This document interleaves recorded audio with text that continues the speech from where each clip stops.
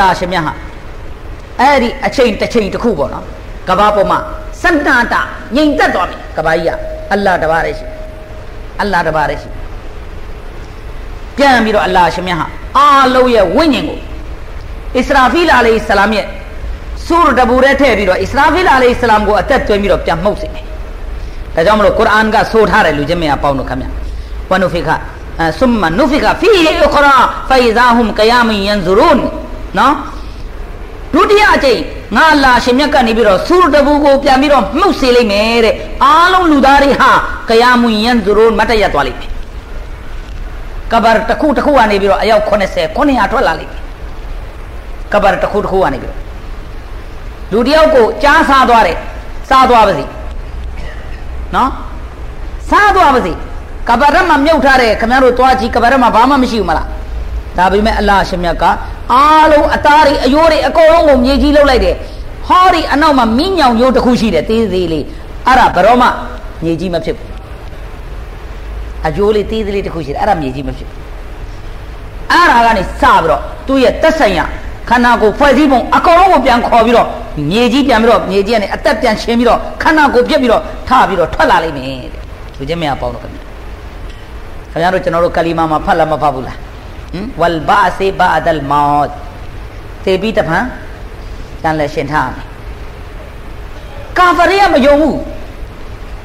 ကာဖရီကမယုံဘူးတေပြီးရင်ပြီးသွားပြီနောက်လာကြဘာမှအကြောင်းမရှိဘူးခင်ဗျားတို့ပဲစဉ်းစားကြည့်နော်စက်ယုံတယုံရှိတယ်ဗျာဖောင်တိန်တစ်ချောင်းအဲ့စက်ယုံမှာဖော်မြူလာတစ်ခုလုပ်ပြီးတော့ထုတ်တယ်ဒီဖောင်တိန်လူတွေသုံးပြီးတော့ပျက်စီးသွားတယ်အဲ့လိုဖောင်တိန်တစ်ခုနောက်တစ်ခုမထုတ်နိုင်ဘူးလားသူမထုတ်နိုင်ဘူးလားထုတ်နိုင်တယ်လေစက်ယုံတယုံတော့မှထုတ်နိုင်တယ်ဆိုရင်အလ္လာဟ်ရှင်မြတ်ကဒီလူသားတို့ကိုဖန်ဆင်းပြီးတော့ပြန်ပြီးတော့ဖြတ်စည်းပြီးတော့နောက်တစ်ခါဒီလူသားဖန်ဆင်းဖို့ဘာခက်လဲဘာခက်လဲဘာမှမခက်ဘူးအလ္လာဟ်လုပ်နိုင်တယ်လေအလ္လာဟ်ဟာကွန်ဖယကွန်အမိတ်ပေးလိုက်အားလုံးဖြစ်နိုင်တဲ့အရှင်တစ်ခုဒါကြောင့်လူချင်းမရအပေါင်းတို့ခင်ဗျအဲ့ဒီလိုဆိုတဘူးဒုတိယအကြိမ်မှုတ်လိုက်တဲ့အခါမှာတဲ့လူချင်းမရအပေါင်းတို့ခင်ဗျအားလုံးဘာဖြစ်သွားမလဲနော်အားလုံးလိုပြန်ပြီးတော့မတည့်ရလာမယ်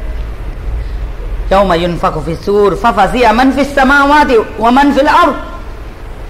အီလာမန်ရှာအလ္လာဟ်ဝကုလ်အတောဟူဒါခီရင်ဂျမ်မြတ်ကုရ်အာန်နော်ဆူရာနမလ်မှာအလ္လာဟ်ရှင်မြတ်ကဗာမရှိလဲဆိုတော့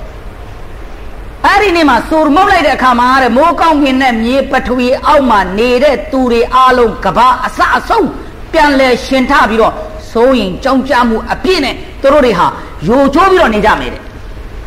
နောက်တစ်ခါထားလာတာ哦ချင်မမထင်မိတာဟမ်ညာတို့ကျွန်တော်တို့လည်းတစ်ခါလေးစိတ်ထဲမှာနောက်တစ်ခါရှိပါမလားကွာမိုလီဆက်တွေပဲပြောနေတာဖြစ်ပါမလားကွာဒီလိုတွေလာတာဟမ်ဒီမိုလီဆက်တွေပြောနေတယ်ဖြစ်ပါမလားကွာနော်တွေးဟာတွေတန်တရားတွေကာဖရီကတော့လုံးဝမယုံကြည်တာအဲ့ဒီနေ့မှာမိုးကောင်းငင်နဲ့မြေပထဝီအောက်မှာဟိုအာဒမ်အလိုင်ဆလမ်ကနေဟိုနောက်ဆုံးလူသားတွေအကုန်လုံးပြန်ရှင်းသွားပြီကဘာကြီးကကျက်သွားလိုက်ပြီအကုန်ပြန်ရှင်းမယ်ဂျင်နတ်အကုန်ရှင်းမယ်ဂျင်တွေပါအဲ့လိုရှင်းလာတဲ့အခါမှာတဲ့အကုန်လုံးဟာဘာဖြစ်လဲထိတ်လန့်သွားမယ်စိုးရိမ်သွားမယ်ဘာကြောင့်လဲနောက်တစ်ခါရှင်းလာတာဦးအခုမှသူတို့သဘောပေါက်မယ်အမလေးမော်လီဆက်တွေပြောတာမှန်လိုက်တာဟမ်မော်လီဆက်တွေပြောတာမှန်လိုက်တာငါတို့ဟိုအရင်ကထင်းအောင်မထင်းမိဘူးအခုတော့ဒုက္ခပဲဘယ်သွားရမလဲဘာလုပ်ရမလဲအရန်စိုးရင်ပြီးတော့တခါတည်းယိုကျိုးသွားမယ်တဲ့ယိုကျိုးသွားမယ်တဲ့ဂျမ်မြတ်ကုရ်အာန်မှာအလ္လာဟ်ရှင်မြတ်ဘယ်လိုရှင်းပြထားလဲဆိုတာလူချင်းမင်းတို့စဉ်းစားကြည့်လူချင်းမင်းကပေါင်းတော့ခင်ဗျဆက်လက်ပြီးတော့အလ္လာဟ်ရှင်မြတ်ကနေပြီးတော့ဘာလုပ်မလဲဆိုတော့နော်ဘာဒလ်မောတ်အလ္လာဟ်ရှင်မြတ်ဟာဆူရ်တဘူကိုမှုတ်ပြီးတဲ့နောက်ပိုင်းမှာတဲ့နော်အကုန်လုံးရှင်းပြန်ထလာတဲ့အခါမှာလူချင်းမင်းကပေါင်းတော့ခင်ဗျအားလုံးသောသူဟာသူအမလ်နဲ့သူအကုန်လုံးရှိသွားလိမ့်မယ်လောကမှာဘသူတွေဘာလုပ်ခဲ့တယ်လဲအဲ့ဒီလုပ်ခဲ့တာနဲ့ပတ်သက်ပြီးတော့ကိုအမလ်နဲ့ကိုအကုန်လုံးရှိကြမှာဖြစ်ပါတယ်တဲ့အဲ့ဒီလိုရှိသွားတဲ့အခါကျတော့လူချင်းမင်းအပေါင်းတို့ခင်ဗျနော်သူတို့တွေကဘာဖြစ်လာမလဲဒီလူသားတွေကအလာယဇွန်နူအူလာအိကအန်နဟွမ်မဘအူဆူန်လီယောမင်အာဇီမ်ယောမယကူမွန်နာဆုလီရဘ်ဘီလ်အာလမင်နော်အလ္လာဟ်ရှင်မြတ်ဟာဂျမ်မြတ်ကုရ်အာန်ရဲ့ဆူရာဝါကီယာဆူရာမုတဖီဖီန်မှာဒါလေးကိုမိတ်ရှိထားတယ်လူချင်းမင်းအပေါင်းတို့ခင်ဗျနော်ဘာမိတ်ရှိလဲသူတို့တွေဟာပထမဦးဆုံးတော့အလာယဇွန်နူရာအိကအန်နဟွမ်မဘအူဆူန် တို့တွေကပထမမယုံကြည်ထားဘူးတဲ့ဒီလူတွေကဟုတ်တယ်မလားနောက်တစ်ခါပြန်ထားရမယ်ဆိုတာဟုတ်တလားဟာလီယောမင်အာဇီမ်ဒီနေ့ဟာအင်မတန်ကြီးကျယ်တဲ့နေ့ကြီးတဲ့ဘယ်နေ့လဲအကုန်လုံးကိုရှင်းပြန်ထားလိုက်တဲ့နေ့မကြီးကျယ်ဘူးလားဗျဟမ်အားလုံးကိုအလ္လာဟ်ရှင်မြတ်တရားတွေပြန်ရှင်းအောင်လုပ်လိုက်ပြီးကဘာတစ်ခုလုံးရှင်းသွားပြီဆိုရင်အဲ့ဒီနေ့ဟာကဘာမှာအကြီးဆုံးနေ့ပဲအဲ့ဒီထက်ကြီးတဲ့နေ့ကဘာမှာနောက်ရှိတော့မလားမရှိတော့ဘူးခင်ဗျားတို့ကျွန်တော်တို့ဒီနေ့ဘာဒေးညာဒေးလုပ်နေတာ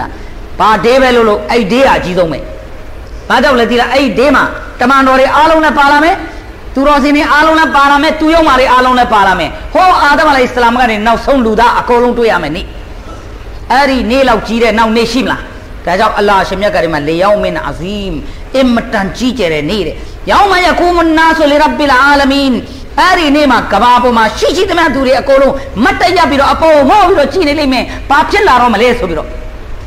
ဘာဖြစ်လာမလဲဆိုပြီးတော့မော့ပြီးကြည်နေလိမ့်မယ်တဲ့နော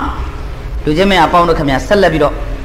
့အလ္လာဟ်ရှင်မြတ်ဟာဒုတိယအာယတ်မှာဗာပြလဲဆိုတော့နော်ဒီအာယတ်ကဘယ်မှာရှိလဲဆိုရာဝါကီယာမှာရှိတယ်နော်ကုလ်အင်နလ်အဝလီနဝလ်အာခီရင်အဆုံးမှာရှိနေတဲ့လူသားတွေအကုန်လုံးလမဂျမူနာအီလာမီကာတီယောမင်မာလူမ်နော်အဲ့ဒီနေ့မှာအကုန်လုံးကိုစုဆောင်းပလိုက်နေတယ်ကုရ်အာန်ကအမျိုးမျိုးပုံစံနဲ့ဖော်ပြတယ်လူချင်းမင်းအပေါင်းတို့ခင်ဗျနောက်တစ်ခါပြန်ပြီးတော့လူချင်းမင်းအပေါင်းတို့ခင်ဗျin kullu man fis samawati wal ard illa ati ar-rahmani abada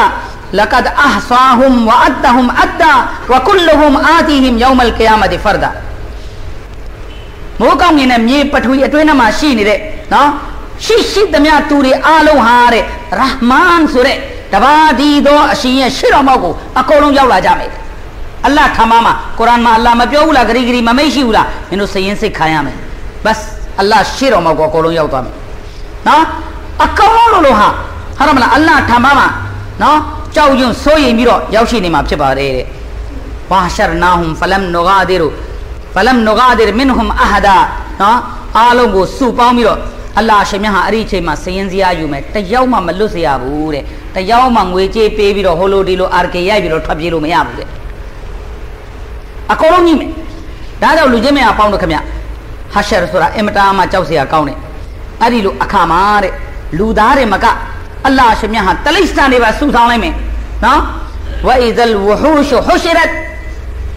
်ရှိတဲ့တလိษံတွေပါအကုန်လုံးအဲ့ဒီမှာစုပြီးသွားမယ်တဲ့ซุมมาอิลาร็อบบิฮิมยุชารูนသူတို့လည်းအလ္လာဟ်ရှိမှအကုန်လုံးစုဆောင်းမိသွားမယ်အဲ့ဒီချိန်အလ္လာဟ်ရှင်မြတ်ကတလိษံတွေကိုဘာလုပ်မလဲဂျိုရှိတဲ့တလိษံဟာကဘာပေါ်မှာဂျိုမရှိတဲ့တလိษံကိုဘာလုပ်လဲမတရား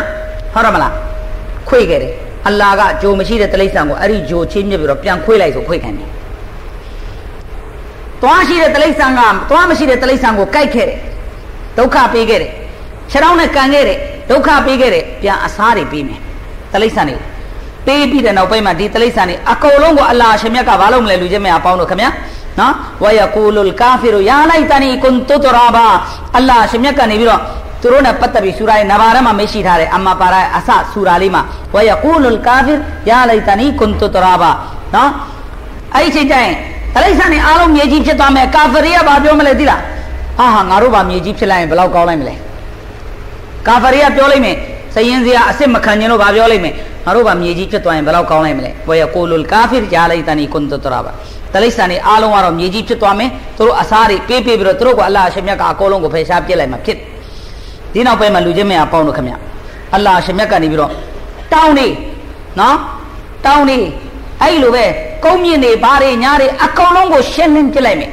ဂျမ်းမြတ်ကုရ်အာန်မှာအလ္လာဟ်ရှင်မြတ်ကမေးရှိတယ်ဝတရလ်ဂျီဘာလာတဟ်ဆဘူဟာဂျာမီဒတောင်ဝဟီယတမရမရစဝဟီယတမရမရဆဟာဘ်ဆွန်အလ္လာဟီလ္လဇီအတကနာကုလရှိုင်အင်အင်နဟူခဘီရုံဘီမာတဖအလူန်ခင်ဗျားတို့တွေးလိုက်မယ်တဲ့အဲ့ဒီအချိန်မှာလူသားတွေတွေးလိုက်မယ်အဲ့ဒီအချိန်မှာတောင်းနေအားလုံးဟာသူ့နေရာနဲ့သူရွေ့ရှားပြီးတော့အကောင်လုံးဟာတိမ်သားတွေတစ်ဖွဲ့လွင့်စင်သွားလိမ့်မှာဖြစ်တယ်တဲ့လူချင်းမအပေါင်းတို့ခင်ဗျ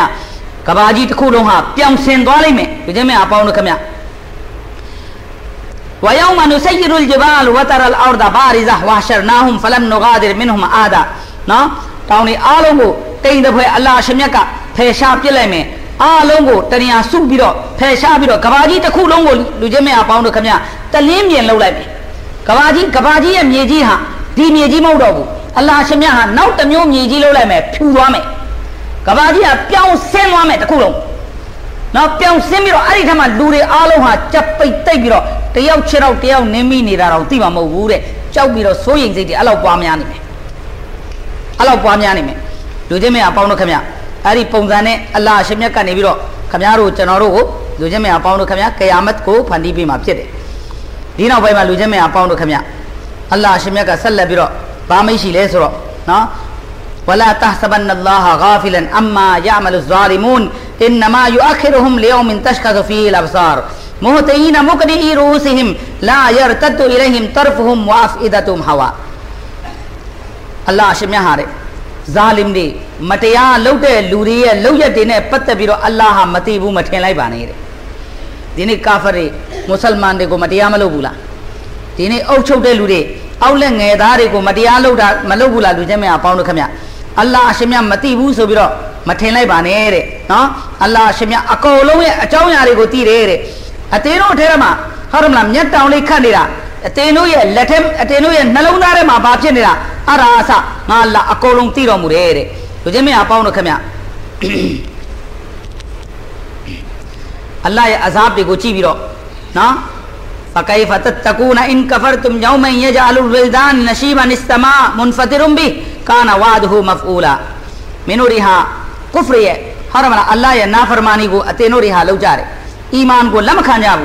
نا اری نیما عذاب کو اتینو ٹویا لی ما پھٹ دے بہنی ما قیامت نیما عذاب کو ٹویا لی اری عذاب کو ٹویا رے اچھے ما ٹویا رے لوریها کھلی ngeli ta u phit khayin naw ma deလူငယ်လေးတအုပ်ဖြစ်ခဲ့ရင်တော့မှအစားကိုမြင်ပြီးတာနဲ့ဘာဖြစ်မလဲလူချင်းမအပေါင်းတို့ခင်ဗျအဖိုးကြီးဖြစ်သွားမယ်တဲ့ချက်ချင်းသမင်ဖြူသွားမယ်တဲ့ချက်ချင်းအဖိုးဖြစ်သွားမယ်တဲ့ဘာကြောင့်လဲအစားကိုမြင်ပြီးတော့ကြောက်ပြီးတော့နော်အဖိုးဖြစ်သွားမယ်တဲ့လူချင်းမအပေါင်းတို့ခင်ဗျအဲ့ဒီအချိန်မှာမိုးကောင်းငင်ကွက်ထွက်သွားမယ်နော်အစမာအူမွန်ဖတရုံဘီကာနဝါဒဟူမဖူလာမိုးကောင်းငင်ကျွန်တော်တို့မမြင်ရဘူးသို့တော့မိုးကောင်းငင်ကွက်ထွက်သွားမယ်မိုးကောင်းရင်ကွာထွက်တဲ့အတန်ကြားပြီးတော့အဲ့ဒါတွေမြင်ပြီးတော့လူတယောက်ဟာဘာဖြစ်သွားမလဲအဖို့ဖြစ်သွားမယ်စိတ်ညစ်ပြီးတော့အဲ့ဒါငါအလ္လာဟ်ရှင်မြတ်ရဲ့ဝါဒဖြစ်တယ်တဲ့ယောမနတ်ဝိစမကတယစဂျုလ်လလ်ကုတုဘ်ကမာဘဒါနာအဝလခလ်ကင်နူအီဒ်ဝါဒန်အလိုင်နာအင်နာကွန်နာဖာအီလင်နော်အလ္လာဟ်ရှင်မြတ်ကောင်းငင်ကိုလိတ်ပစ်လိုက်တယ်ဘယ်လိုကော်သောကိုခမည်းတော်လိတ်လိုက်တယ်ဘယ်လိုစာရွက်ကိုလိတ်ပလိုက်တယ်အဲ့ဒီလိုပဲကောင်းငင်ကိုလိတ်ပစ်ပလိုက်မယ်အလ္လာဟ်ရှင်မြတ်ဟာအဲ့ဒီလိုလှုပ်ပြီးတဲ့နောက်ပိုင်းမှာလူချင်းမအပေါင်းတို့ခင်ဗျနော်အလ္လာဟ်ရဲ့ဝါဒအတိုင်းအလ္လာဟ်ရဲ့ဂရိအတိုင်းအလ္လာဟ်ကီယာမတ်ကိုဖန်တီးပေးမှာဖြစ်ပါတယ်တဲ့ဒီနောက်ပိုင်းမှာလူချင်းမအပေါင်းတို့ခင်ဗျမြင့်မြတ်တော်မူသောအလ္လာဟ်ရှင်မြတ်ကနေပြီးတော့မြေကြီးကိုဖြူစင်အောင်လုပ်မယ်မြေကြီးဟာဖြူစင်ပြီးတော့အားလုံးဟာဟရှရနရှရမှာအကုန်လုံးဟာအဖြေပေးရမယ်သူတွေဖြစ်လာလိမ့်မယ်တဲ့ဒီလိုဟရှရဖြစ်လာတဲ့အခါမှာလူချင်းမအပေါင်းတို့ခင်ဗျကျွန်တော်တို့တွေဟာအုပ်စုတွေကွဲသွားမှာဖြစ်တယ်တဲ့နော်အုပ်စုတစုဟာသူတို့တွေဟာမျက်နှာနဲ့လမ်းလျှောက်လိုက်မယ်တဲ့နောက်အုပ်စုတစုဟာခြေထောက်နဲ့လမ်းလျှောက်လိုက်မယ်နောက်အုပ်စုတစုဟာအစည်းနဲ့လမ်းလျှောက်လိုက်မယ်တဲ့နော်အဲ့ဒါကိုလူချင်းမအပေါင်းတို့ခင်ဗျ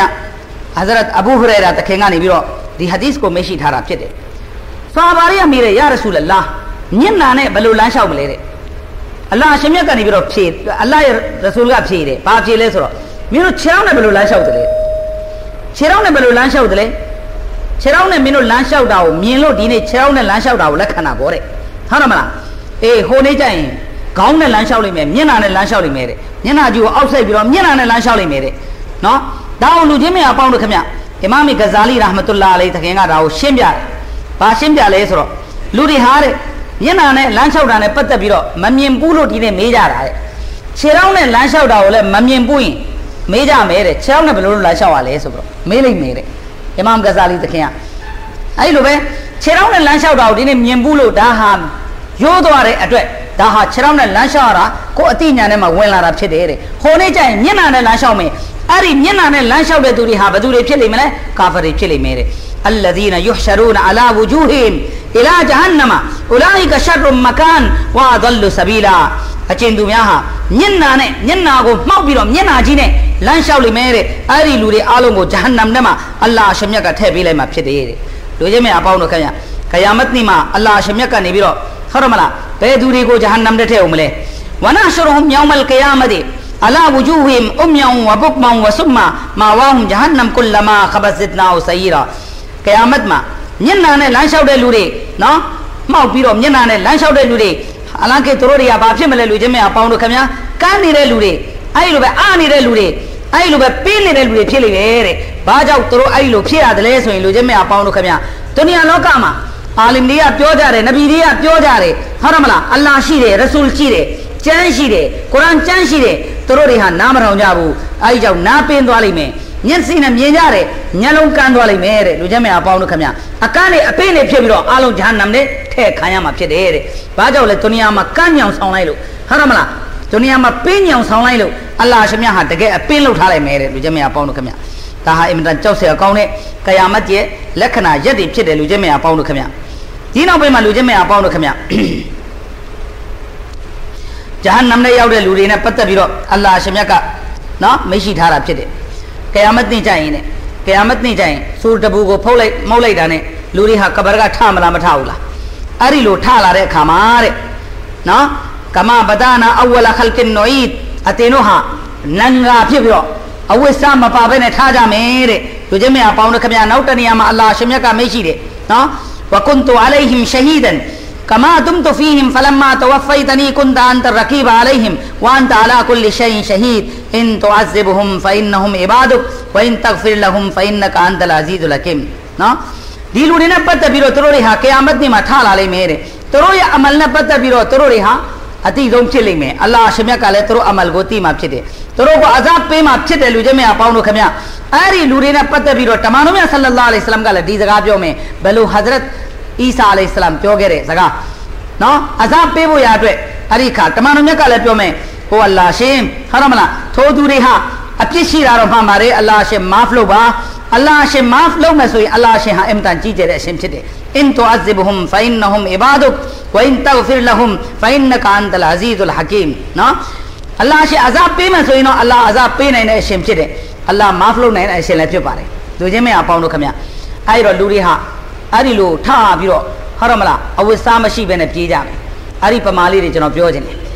ဒီနေ့ရက်ွက်ထဲမှာမီးလောင်မယ်ဆိုရင်ဝုံတိုင်းတိုင်းနဲ့ဖြစ်လာရင်တချို့လူလုံကြီးမပါပဲပြေးတယ်နော်ပြေးလားမပြေးဘူးလားပြေးတဲ့အခါလူတွေကအဲ့လုံကြီးမပါတဲ့ကောင်ထိုင်ကြည့်တာလားမီးလောင်တာကိုပြေးတာလားအကုန်လုံးတန်ရှက်ဖြစ်နေကြတယ်လေ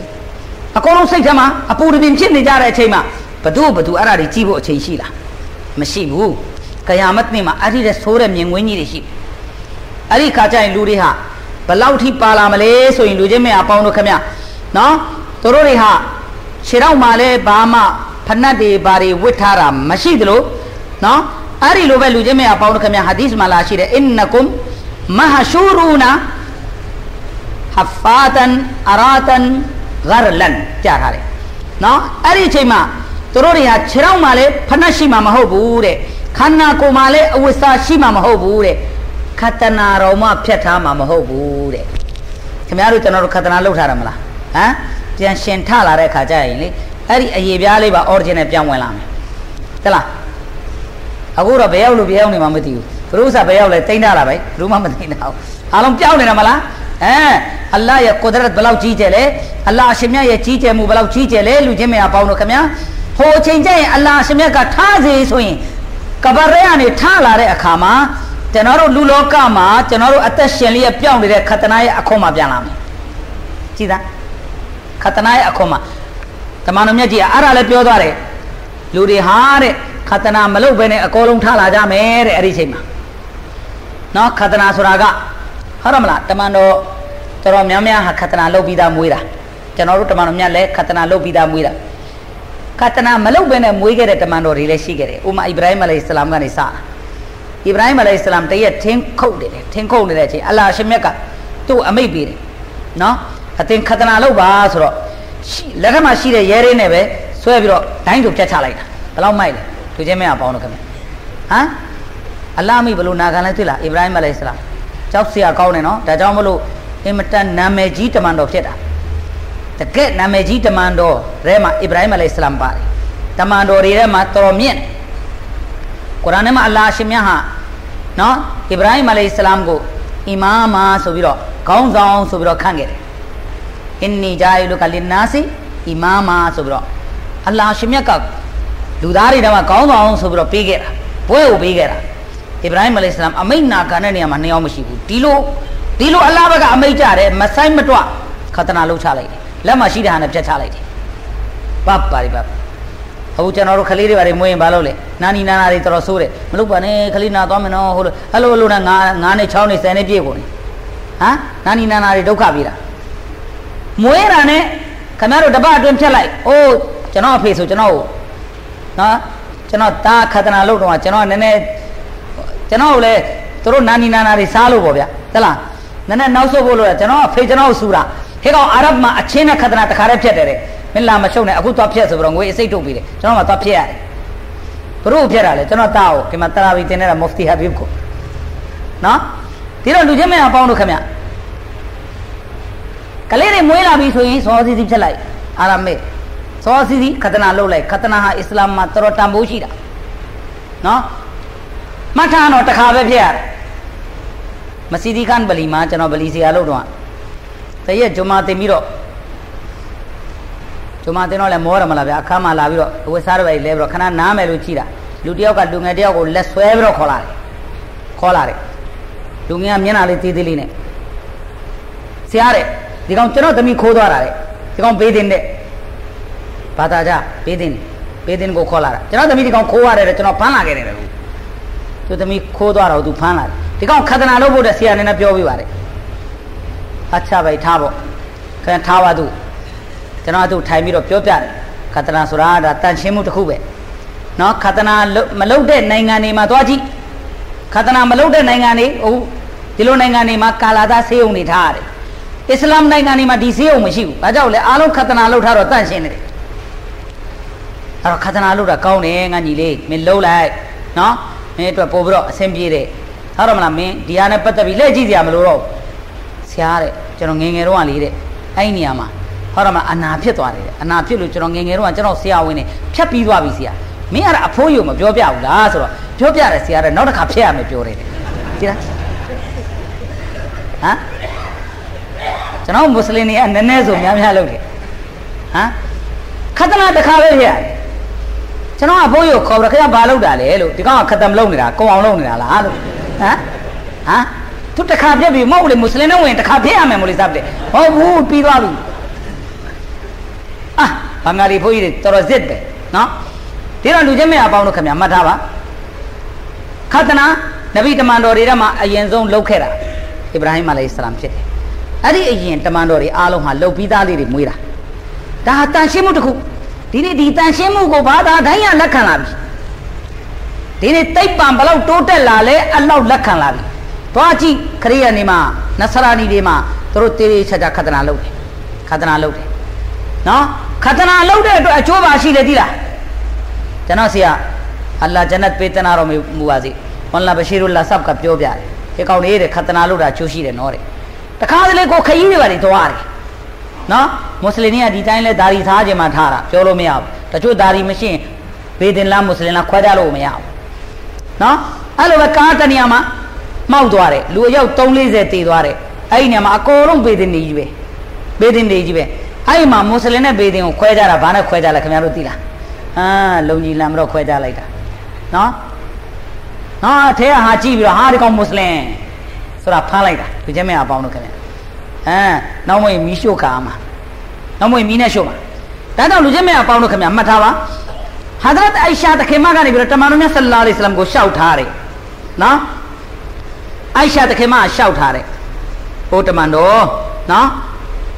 အင်မတန်ရှက်စရာကောင်းပါတယ်တဲ့ဒီအချိန်ကြီးကလူတွေအားလုံးကလန်ကာသွားနေကြမယ်အကုန်လုံးအဝတ်စားမရှိကြဘူးအကုန်လုံးဟုတ်တော့မလား original အတိုင်းသွားနေကြမှာတဲ့အဲ့ဒီလိုသွားနေတဲ့အချိန်မှာတော်ရှက်ဖို့ကောင်းမယ်နော်တဲ့တမန်တော်မြတ်ကိုရှောက်ထားတာတမန်တော်မြတ်ကအိုင်ရှာတဲ့မင်းကရှက်တဲ့စကားပြောနေတယ်တဲ့အဲ့ဒီအချိန်မှာလူတွေဟာတဲ့မိမိရှိမှဖြစ်ပြနေတဲ့ဟုတ်တော့မလားမြင်ငွေးတွေကိုကြည့်ပြီးတော့ကယာမတ်ရဲ့အနိဋ္ဌာယုံတွေကိုကြည့်ပြီးတော့လူတွေဟာသူ့ကိုကြည့်ရမလားငါ့ကိုကြည့်ရမလားဆိုတော့တတိယရှိမှာမဟုတ်ဘူးတဲ့သူ့ကိုကြည့်ရမလားငါ့ကိုကြည့်ရမလားဆိုတာတတိယရှိမှာမဟုတ်ဘူးတဲ့ဒါကြောင့်မလို့မှတ်ထားတဲ့နော်အတင်းမဒါနဲ့ပတ်သက်ပြီးတော့မစိုးရိမ်ပါနဲ့ဆိုပြီးတော့ပြောခဲ့တယ်လူချင်းမရပေါင်းလို့ခင်ဗျနော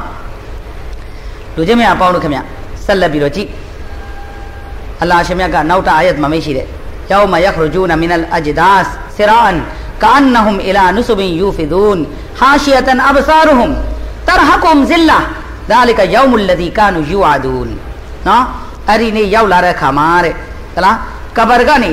အဲ့ဒီလိုပြေးပြီးတော့ထမှာတဲ့နော်ပြေးပြီးတော့ထမှာကာဖာကလည်းထမယ်မွတ်စလမန်ကလည်းထမယ်ကဘာရကနေ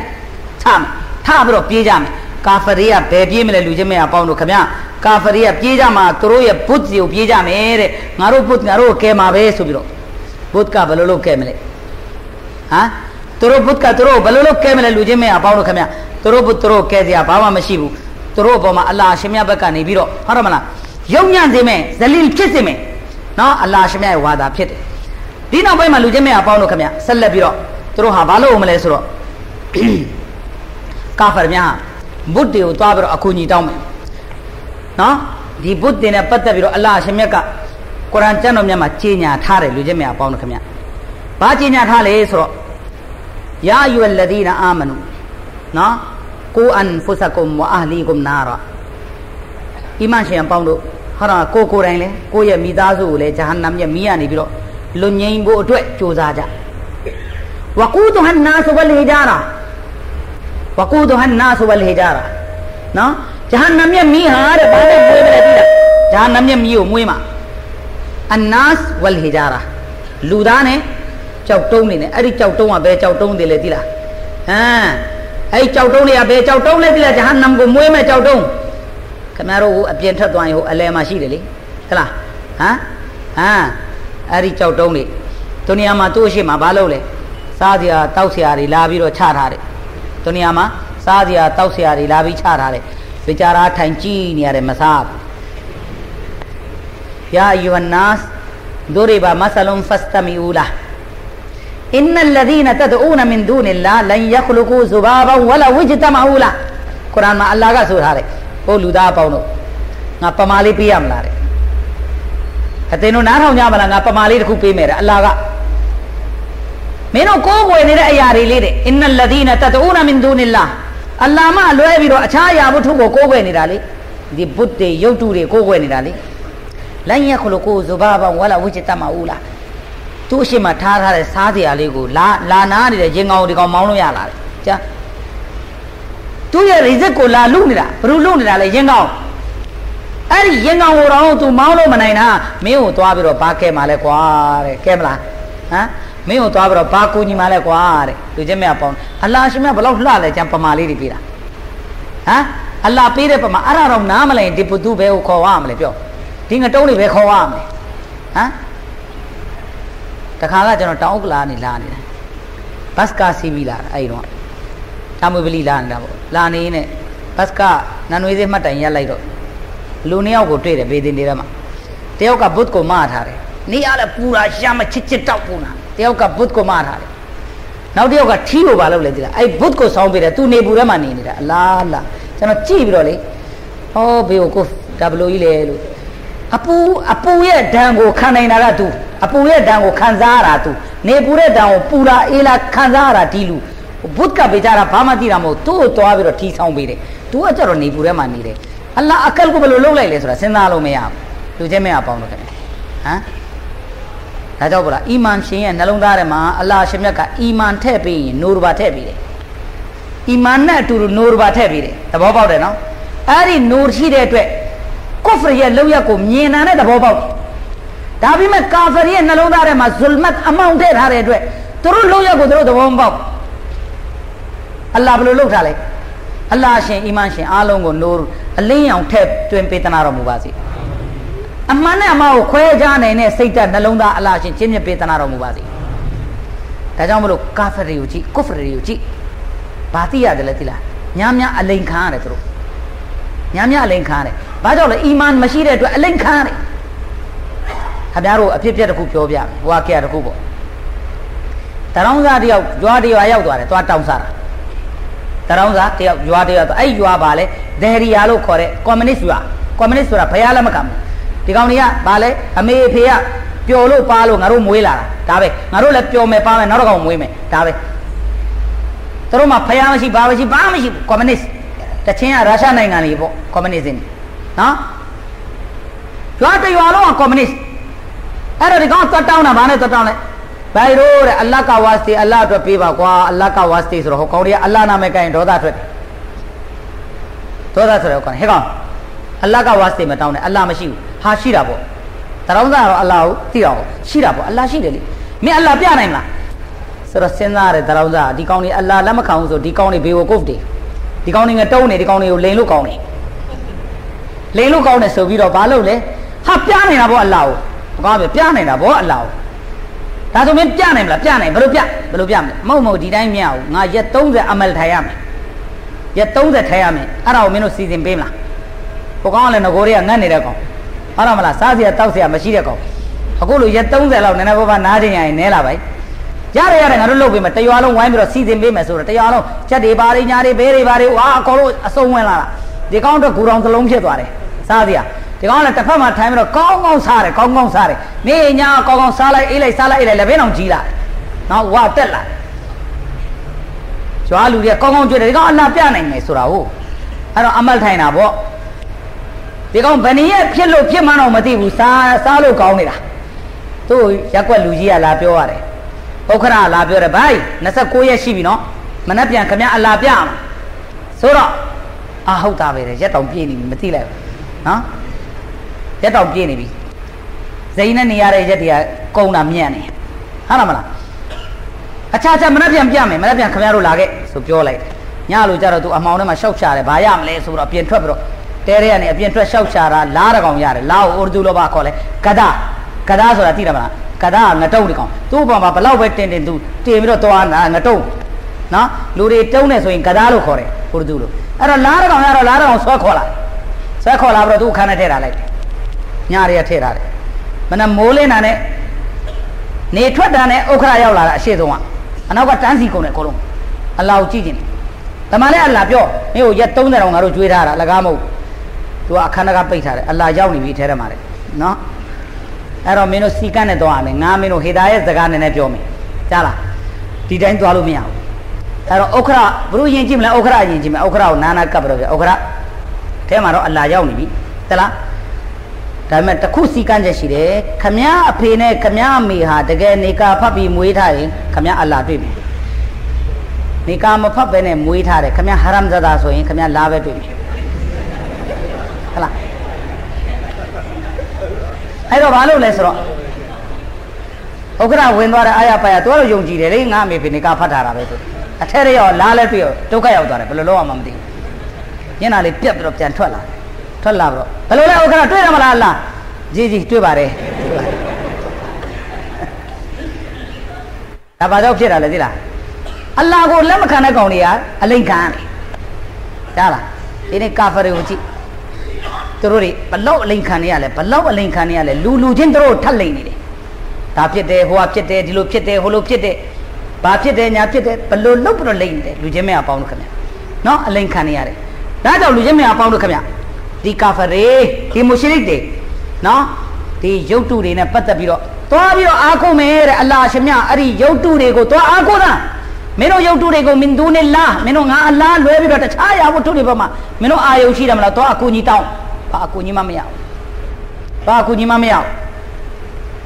Ari jauh tu deh along ko jahannam ne the biro, jahannam ma patma uzo mimui maga kafir ne jauh tu ne sabro mimui. Raja malu waku tu hannas wal hijara,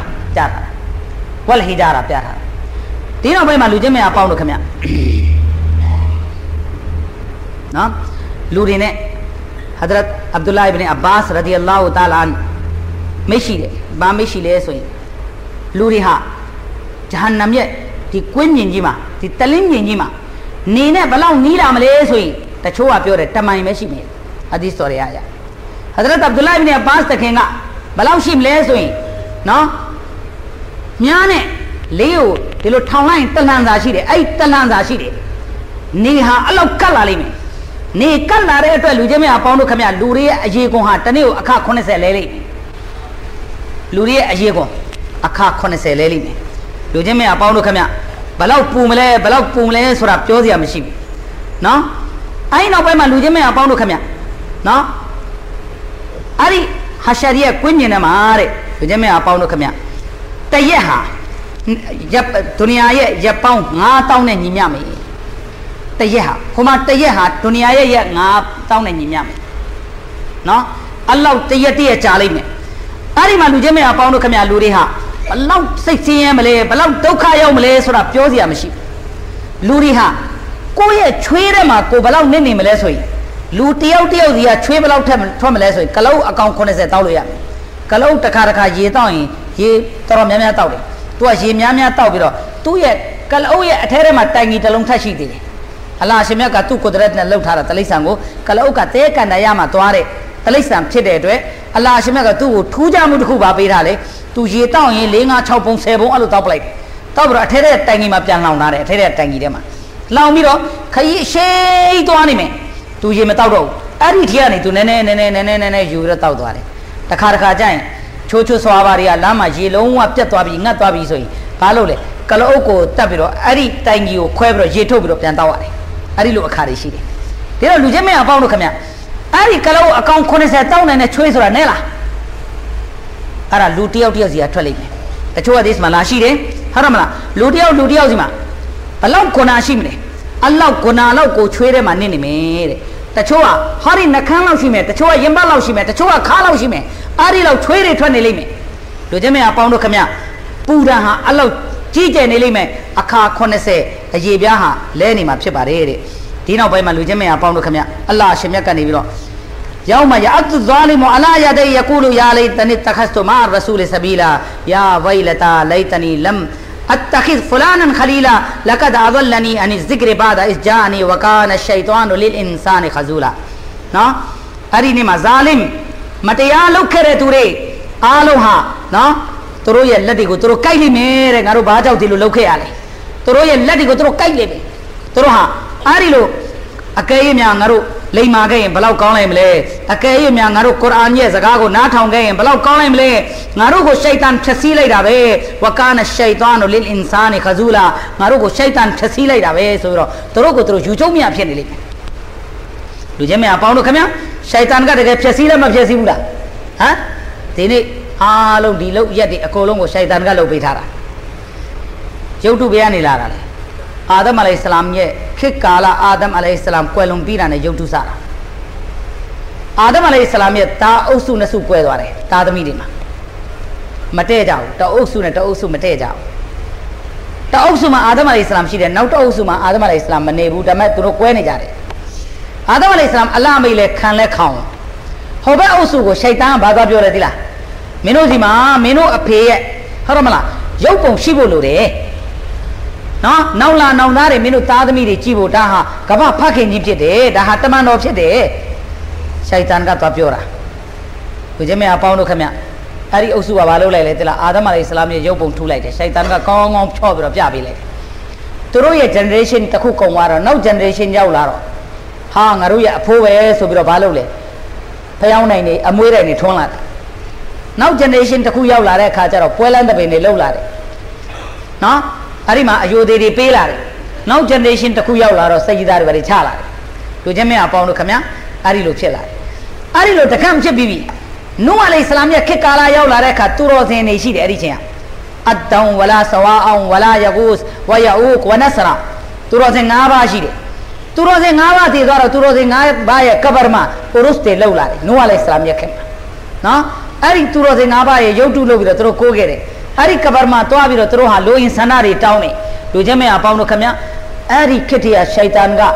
လှုပ်ပြီးလိုက်တာရှိုက်တန်ကိုအားလုံးဝိုင်းပြီးတော့ဖမ်းကြမယ်အားလုံးကာဖာတွေဝိုင်းမယ်ရှားမယ်ရှိုက်တန်ကိုဂျဟန်နမ်ရဲ့ဟိုအောက်ဆုံးမှာထိုင်နေမယ်ဒီကောင်ပုံနေမယ်ဒီကောင်ရအောင်ဆွဲခေါ်လာမယ်ရှိုက်တန်ကိုအလ္လာဟ်ရှိခေါ်လာမယ်ယာလာဒီကောင်လှုပ်တာကျွန်တော်တို့ကိုဒီကောင်လှုပ်လို့ကျွန်တော်တို့ပျက်စီးသွားတာရှိုက်တန်ကိုအီဘလစ်ကိုပြောလိုက်မယ်အီဘလစ်ကလည်းပြောလားမပြောဘူးလားဒုနီယာမှာအာဒမ်အလိုင်ဟိစလမ်ကိုစိတ်ဓာတ်မချတဲ့အတွက်အလ္လာဟ်ဘက်ကလာနဲ့ကြသွားတဲ့ခါမှာအီဘလစ်ကဘာစကားပြောလဲလူချင်းမရပေါင်းလို့ခင်ဗျဝါလာကျွန်တော်ကိုအလ္လာဟ်ရှင်ဟာဒီအာဒမ်ကြောင့်ပြစ်ပယ်လိုက်တယ်မို့လားတဲ့ကျွန်တော်သူ့ရဲ့မျိုးစင်မျိုးဆက်ကိုဖျက်ဆီးမယ်သူအဲ့ဒီချိန်ကအလ္လာဟ်ဒီမှာဂရိတောင်းခဲ့တယ်ကျွန်တော်ရဲ့အသက်ကိုကီယာမတ်တတိပေးပါဒီလူသားနဲ့အတူတူကျွန်တော်တပည့်တယောက်လဲအလ္လာဟ်ခန့်ပေးပါပြောလားမပြောဘူးလားခင်ဗျားတို့အားလုံးနဲ့အတူတူရှိုက်တန်တကောင်ရှိတယ်ကျင်းတကောင်ရှိတယ် နော်အဲ့ဒီဂျင်တကောင်ရှိတယ်တခါတလေလူသေးကနီးကြရင်လေအသက်ငင်နေတဲ့အခါကျရင်တခါတလေအိယာမှာလဲသွားတဲ့အခါမှာဖောက်ဝင်နေပါဝင်နေပြောတာဒီကောင်ထားတာပြီးတော့ထမင်းစားတာမှတ်တာနော်အဲ့ဒါဟမ်ဇတ်ဟမ်လူတွေအဲ့ဒီချိန်ကျရင်ပြေးလာတယ်ကျွန်တော်တို့စီကိုဆရာရဲ့လှုပ်ပါအောင်နဲ့ဟမ်တနေ့ကုန်အိတ်နေတယ်တဲ့လူနာကြီးကြာနေတာပဲတဲ့ညကျရင်ထထမင်းစားတယ်ညကျရင်ဟမ်ဇတ်ကြီးအားနဲ့ထားတာသူဟမ်ဇတ်ကြီးအားနဲ့ထားလူတိုင်းမှာဟမ်ဇတ်ရှိတယ်တမန်တော်မြတ်ဆလ္လာလာဟူအလိုင်ဟီဝါဆလမ်ဆဟာဘာတွေကိုပြောပြတယ်အားလုံးမှာဟမ်ဇတ်ရှိတယ်ဆိုတော့ဆဟာဘာမေးတယ်ယာရဆူလလာတမန်တော်မြတ်စီမှာငါးစီမှာလည်းရှိတယ်ငါးစီမှာလည်းရှိတယ်ငါသူ့ကိုတရားဟောပြီးတော့သူ့ကိုမွတ်စလမန်လုပ်လိုက်ငါ့ကိုသူမနှောက်ချက်တော့ငါဟမ်ဇတ်ကငါရဲ့ဂျင်ကငါ့ကိုမနှောက်ချက်တော့နော်အဲ့တော့ဆဟာဘာတွေမှာလည်းရှိတယ်ကျွန်တော်လည်းဖတ်ခဲ့တဲ့စာအုပ်တွေထဲမှာဟာဒီသ်မှာတမန်တော်မြတ်ရဲ့ဟမ်ဇတ်တမန်တော်မနှောက်ချက်တော့ဘူးဆိုတာဖတ်ခဲ့ရတယ်လို့နောက်တအုပ်ကဖတ်ခဲ့ရတယ်နောက်လည်းရှိကောင်းရှိပါလိမ့်မယ်ကျွန်တော်မမြင်တာပေါ့နောက်တအုပ်ကစာအုပ်မှာဖတ်ခဲ့တယ်အဲ့ဒါဘာလဲဟယာတီဂျာ